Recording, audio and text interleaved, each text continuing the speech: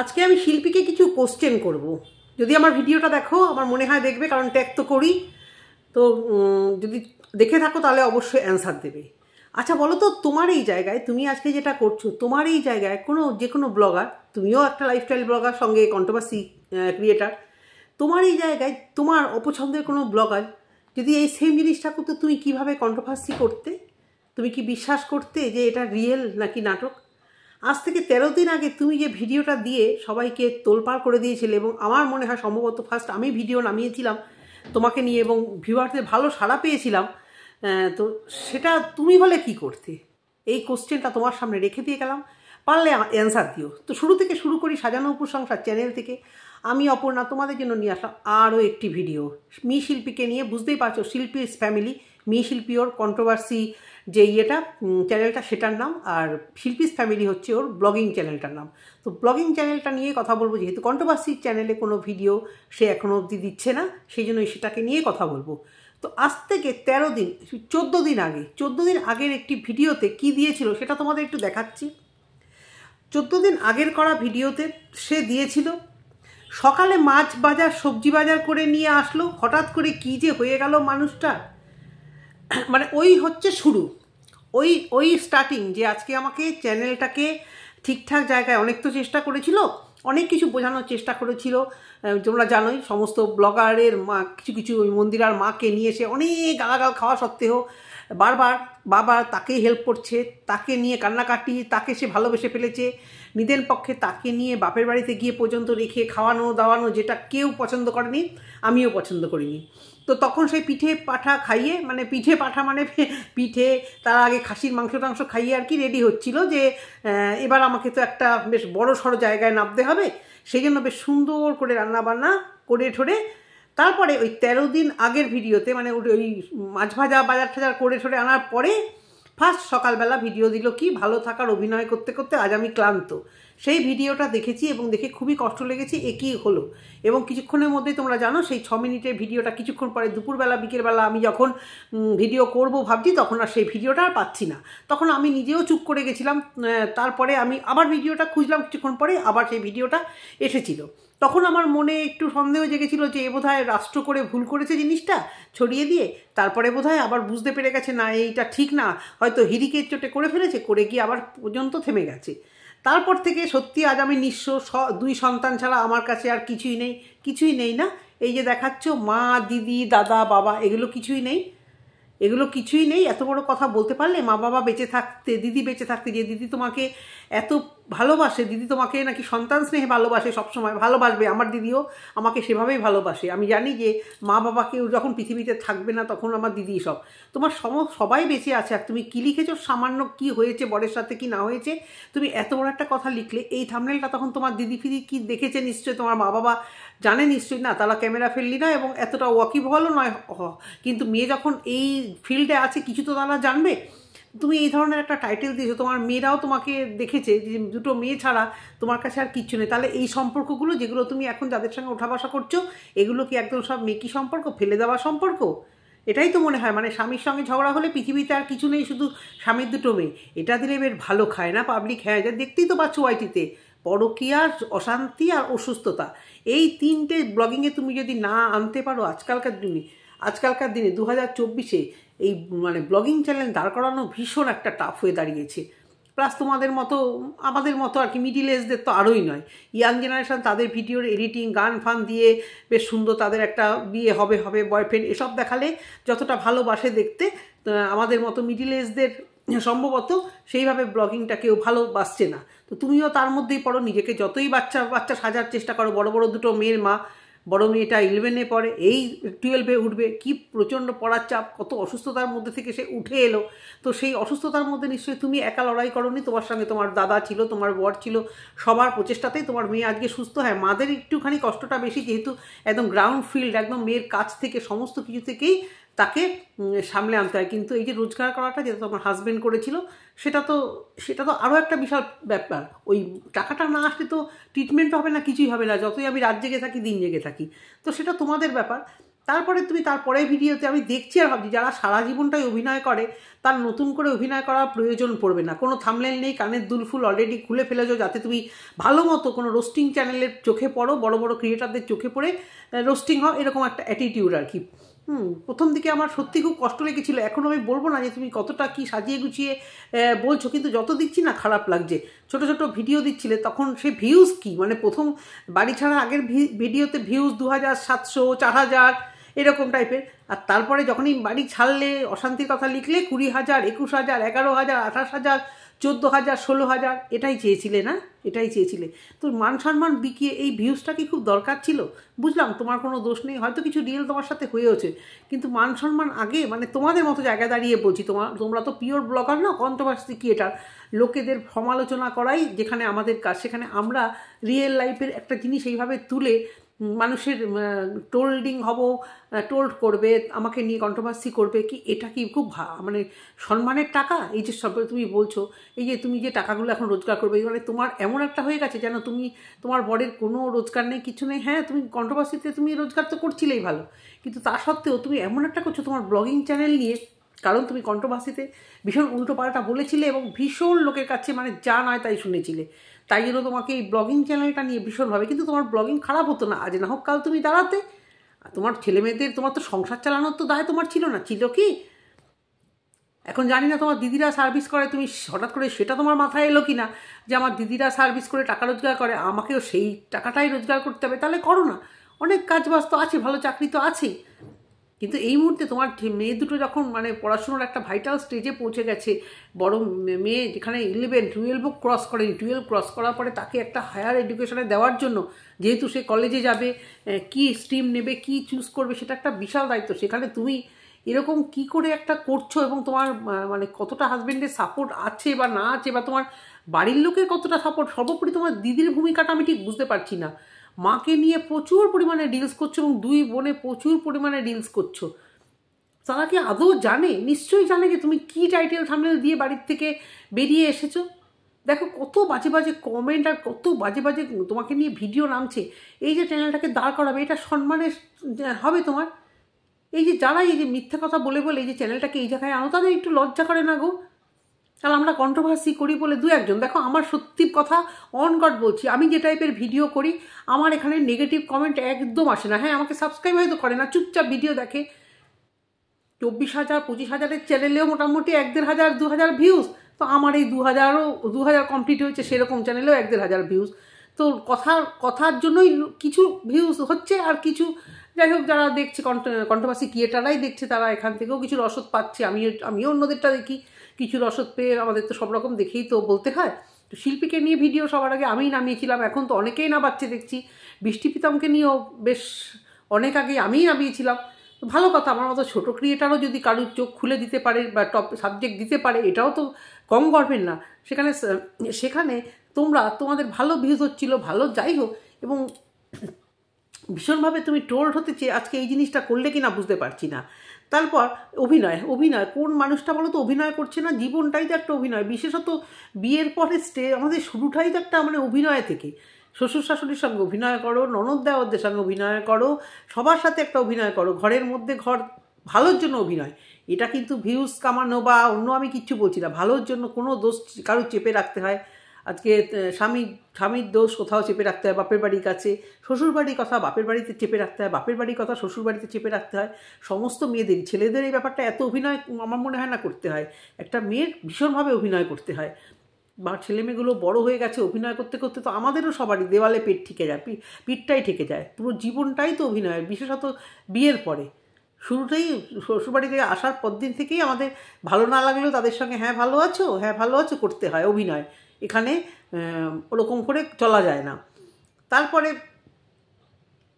হ্যাঁ, আমি আর আমার মেয়ের ব্যস্ততম জীবন, কেউ নেই না। বড় মেয়েকে পাঠিয়ে দিয়েছো, সুন্দর শিখে গেছো। আসলে কন্ট্রোভার্সি ভিডিও করতে করতে ব্লগারদের কাছ থেকে তুমি এই সমস্ত কথাবার্তাগুলো শিখেছো। সর্বোপরি মন্দিরায় যে বাড়ি ছেড়ে চলে এসেছি, এটা তো প্রচুর ব্লগারদের একটা মানে প্রচণ্ড লোভনীয় কারণ। আরে বাবা, এই ধরনের পরকীয়া, এই ধরনের নোংরামো করে এরকমভাবে টাকা কামানো যায়?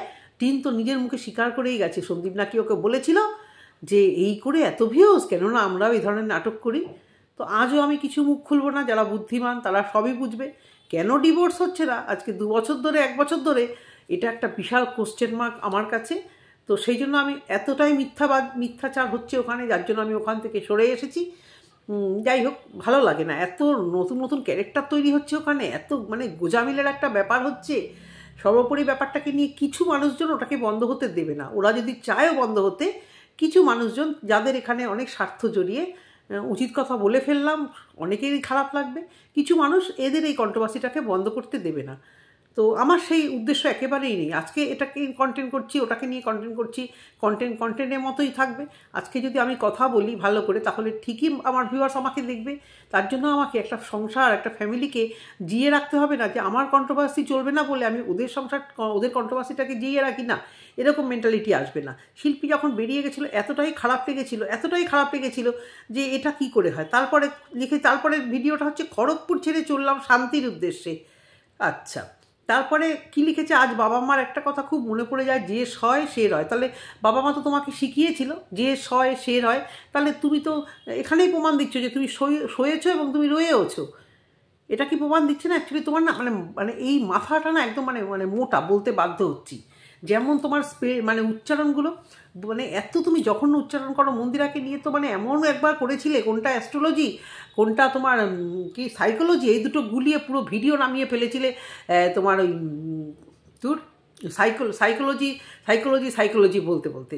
হ্যাঁ, এই হচ্ছে তোমার উচ্চারণ। তারপরে তুমি এখনও বাচ্চাদের এই যে এক্সাম, এই কথাটা উচ্চারণ করতে পারো না, এক্সাম।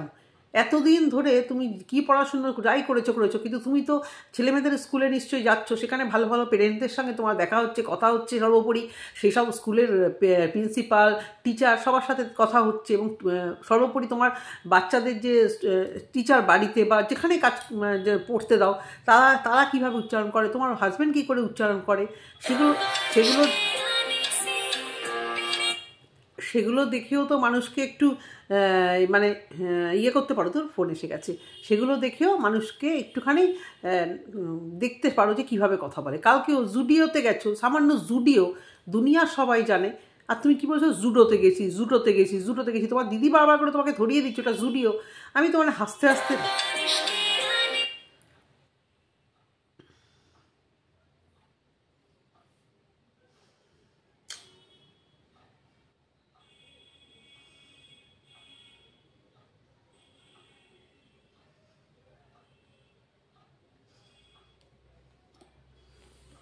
সর্বোপরি কালকের ভিডিওটা দেখলাম, এত ডিস্টার্ব হয় না ফোন ভিডিও করতে বসলে। কালকের ভিডিওতে তো আমাকে পুরো চমকে দিলে, কি না আমি আমার মামা পিসি দিদি মা বাবা সবার সঙ্গে আনন্দ করে দিনটা খুব সুন্দর করে কাটালাম। আমি তো পুরো একটা মেয়ে এতদিন সংসার করার পরে এত সুন্দর সাজিয়ে গুছিয়ে ঘর, এত কসরত করে একটা সংসারকে এত বছর ধরে টেনে এনে সেই সংসার থেকে বেরিয়ে আসা একটা মেয়ে, তার মনে কি আনন্দ না। আমি সারাদিন দিদিদের সঙ্গে আনন্দ করলাম, এবং সেখানে কোনো প্রশ্নই আসছে না যে তোমার এই ব্যাপারটাতে, কারণ তুমি তো আগে খুব চালাক মনে করে নিজেকে বলে দিয়েছো যে আমি কেন ঘর ছেড়েছি, এই ব্যাপারটা নিয়ে আমাকে কেউ প্রশ্ন করলে আমি আর ভিডিও করো না ভিডিও, কিন্তু তুমি মুখ বন্ধ করে রাখবে। তোমাকে তো উত্তর দিতেই হবে, তুমি কারণটা কি তুমি দেখাবে আমি ঘর ছেড়ে এসেছি, দেখো ভিউজ কমতে লেগেছে, সেই 21-20 আর হবে না। শোনো, তোমার মধ্যে ট্যালেন্ট থাকলে, যে কোনো মানুষই ট্যালেন্ট থাকলে না মিথ্যে আশ্রয় নিতে হয় না, এবং তোমাকে ভিউয়ার্সরা ভালোবাসলে এমনিই নেবে। আমি আমার একটা কথা বলছি, আজকে আমার চ্যানেলটা খুবই ছোট, কিন্তু আমার আমি কোনো দিন কাউকে তেল মেরে এই রে আমাকে সাব করো রে, আমাকে কমিউনিটিতে দাও রে, বা এই কোথায় কোন খবর পাচ্ছি রে, তুমি একটু খবর বলো রে, তাহলে আমার চ্যানেলে ভিউজ আসে রে, আমি না এগুলো করতে পারিনি এখনও অবধি। তো যার মধ্যে কিছু থাকবে, দেখো এখানে অনেক ভালো আমি নাম কারু বলছি না, ভালো কন্ট্রোভার্সি ক্রিয়েটাররা এত সুন্দর যুক্তি দিয়ে কথা বলে, সব রকম কন্টেন্ট নিয়ে কাজ করে, তাদের কথার জন্য তাদের ভিউজটা মোটামুটি এক জায়গায় স্টেবল থাকে, কারণ তাদের মধ্যে সেই ট্যালেন্টটা আছে কথা বলার মতো। তো তুমি যদি ব্লগিংটা ভালো করে দেখাও, এমনি নিট অ্যান্ড ক্লিন, তোমার ঘর ঠর এত সুন্দর পরিষ্কার পরিচ্ছন্ন, 2-2.5 হাজার ভিউজ হলে হোক না, তোমার তো সংসার চালানোর কিছু দায় নেই। সেখানে কালকে গেলে ওখানে দেখলাম খুব আনন্দ করলে, খাওয়া দাওয়া করলে, কোনো একটুকু অ্যাঙ্গেল থেকে কিন্তু মনে হচ্ছে না যে তোমার উপর থেকে এরকম একটা ঝড় বয়ে গেছে, তোমার মেয়েগুলোর উপর থেকে একটা ঝড় বয়ে গেছে, বুঝতে পারছি না। তারপরে তুমি কেনাকাটা করতে গেলে, পিসির জন্য শাড়ি কিনলে, দিদির সঙ্গে স্কুটিতে করে যাচ্ছ। দিদিকে তো বেশ বেশ ভালো লাগে, ব্যারাকপুরে থাকে, তুমি এখন সম্ভবত ব্যারাকপুরেই আছো। তোমার সঙ্গে ভিউয়ার্সরা দেখাও করতে চেয়েছে, দাদা বৌদির হোটেলের সামনে থেকে তুমি গেলে, সবটা দেখেছি, চেনা জায়গা, গেছিও অনেকবার দিদির সাথে গেলে, কিন্তু খেলে না। বারবার শপিং মলে গেলে অনেক কিছু দেখলে, কিন্তু কিছুই কিনলে না। আমি বুঝতে পেরেছি ওটা মোটামুটি উইন্ডো শপিং হয়েছে। দিদি ভালো মানুষ, কিনে দিতে চায় ছেলে মেয়েকে, সব কিছু মিলিয়ে কত সুন্দর একটা ফ্যামিলি, দিদি মা বাবা কত লাকি, সুন্দর একটা ফ্যামিলি। সেখান থেকে তুমি এরকম একটা কাজ কি করে করলে? যদিও বা তোমার ফ্যামিলিগত কিছু হোক না, কিছু হয়তো হয়েছে, তুমি হয়তো বেরিয়ে এসছো, কিন্তু সোশ্যাল মিডিয়াতে কেন ভাই চ্যানেল গ্রো করার জন্য এই যে 21-22 হাজার ভিউজ, তুমি কি ভেবেছো এটা কন্টিনিউয়াস হবে? তখন কিউরিসিটিতে গেছি, আমরা কন্ট্রোভার্সি করেছি তাই গেছে। তুমি নিজেও জানো কন্ট্রোভার্সি করলে ভিউজ হয়, তুমি নিজেও কন্ট্রোভার্সি করেছো এবং নিজের হাতে বড় বড় মানে চ্যানেলদের তুমি উঠিয়েছো নামিয়েছো, মানে আছাড় পাছাড় ধুবি পাছাড় করেছো। তো তুমি কি সেই রাস্তায় চলতে চাইছো যে তোমাকে নিয়ে তোমার সহক্রিয়েটার আমরা এরকমভাবে ধুবি পাছাড় আছাড় পাছাড় দিই, সেটা দিয়ে তোমার চ্যানেলটা দাঁড়াক? এই লজ্জা তুমি নিতে পারবে? তোমার মেয়ে দুটোর কাছে মুখ দেখাতে পারবে? বা বড় মেয়ে তো অনেক কিছু বোঝে, সে কি এই জিনিসটাকে এভাবেই সাপোর্ট করছে যে তুমি মা মিথ্যে দিয়ে চ্যানেল দাঁড় করাও। আজকে যদি তোমার ঘরে অশান্তি হোক বা না হোক, তুমি এই জিনিসটা করেছো, এবং এও জানি এটা তোমার মানে পার্মানেন্ট জায়গা নয়, তুমি যাবে, তুমি গুটি গুটি পায়ে তোমার বাড়িতে যাবে এবং গিয়ে এই কথাই বলবে যে আমার ভুল হয়ে গেছে, আমরা মিটিয়ে নিয়েছি। সেই দিন বর তোমাকে যদি সেদিন সত্যি ঢুকতে না দেয়, যে বেরিয়ে যাও, যে টাইটেল দিয়ে থাম্বনেল দিয়ে তুমি বাড়ির থেকে বলে বেরিয়েছো, এতটা রাষ্ট্র করেছো, আজকে তোমার সেই দিনই এসে তুমি সত্যি বাড়িতে আর ঢুকবে না, বেরিয়ে যাও, একা থাকো, নিতে পারবে তো সেই দিনটা? এই ছেলে মেয়ে দুটোকে নিয়ে আমি দেখতে চাই, আলটিমেটলি দেখতে চাই কবে তুমি মানে খোলসটা খোলো, রিয়েল দেখাচ্ছ সব কিছু। মানে হয়তো মা বাবা দিদিকে জানতে দিচ্ছ না, এটা কি একটা রিয়েল দেখাচ্ছ, নাকি তুমি মানে জাস্ট একটা করছো, গেম নাটকের মতো করছো? তুমি কন্ট্রোভার্সি ক্রিয়েটার, তুমি অন্য ব্লগারদের থেকে এই শিক্ষাটা নিলে যে এইভাবে করে চ্যানেল দাঁড় করাও?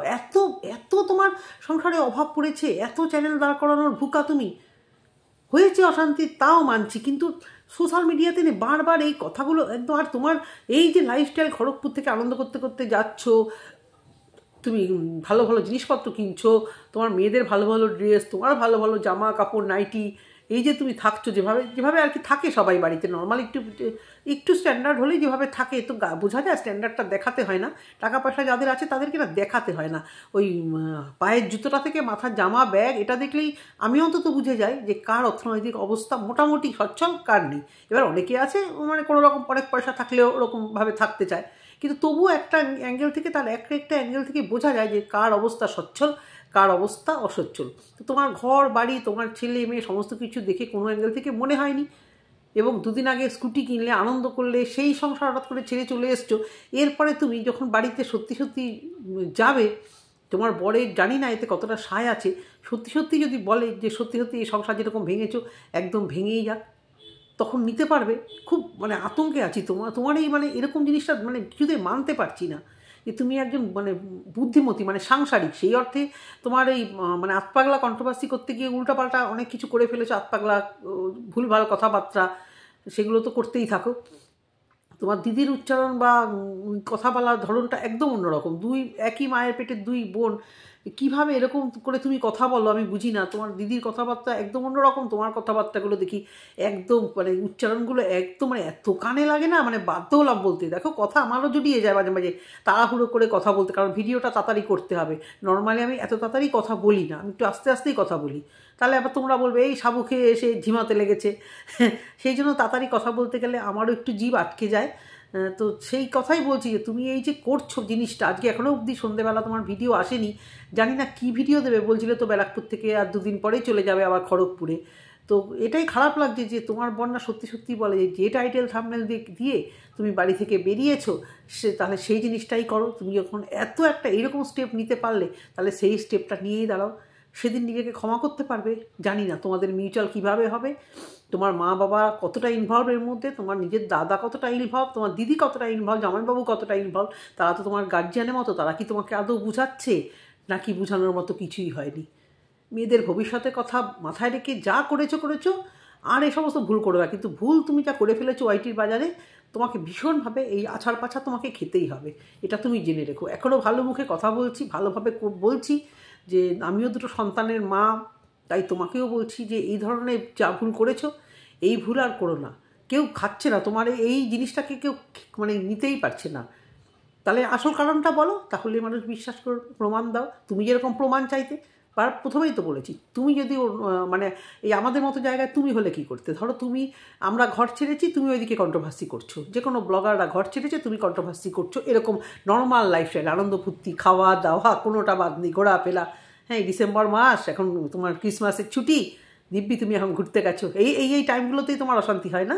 মেয়ের যখন মানে আইসিএসসি ক্লাস 10-এর, আইসিএসসি না সিবিএসসি জানি না আমি, ক্লাস 10 মিশনারি স্কুল তো আইসিএসসি হবে সম্ভবত, যখন ক্লাস 10 এক্সামটা হলো, তখনও ওই ছুটির সময়টাকে তুমি ইউটিলাইজ করলে বাপের বাড়িতে থেকে চ্যানেলটা দাঁড় করানোর স্বার্থে। 3 মাস তখন কেন ছুটি আমি তো জানি না, এখনকার ছেলেমেয়েদের ওই ক্লাস 10-এর পরে কোনো ছুটি থাকে না, যেদিন পরীক্ষা শেষ একদিন দুদিন তারপর থেকে পড়া স্টার্ট, কারণ যে হারে ইংলিশ মিডিয়ামের প্রেশার, ওই একটা দিনও তাদের মানে রেহাই থাকে না। আমাদের যেরকম মাধ্যমিকের পরে আমাদের একটা ছুটি থাকতো, এদের এসব ছুটি থাকে না। তুমি দেখো তখন চাপটা হয়তো কম ছিল, স্কুলে ভর্তি করিয়ে বা করানোর মতো হয়ে, তো তুমি দিব্যি সেই টাইমটাকে ইউটিলাইজ করলে, এখন যেরকম এই টাইমটাকে ইউটিলাইজ করছো।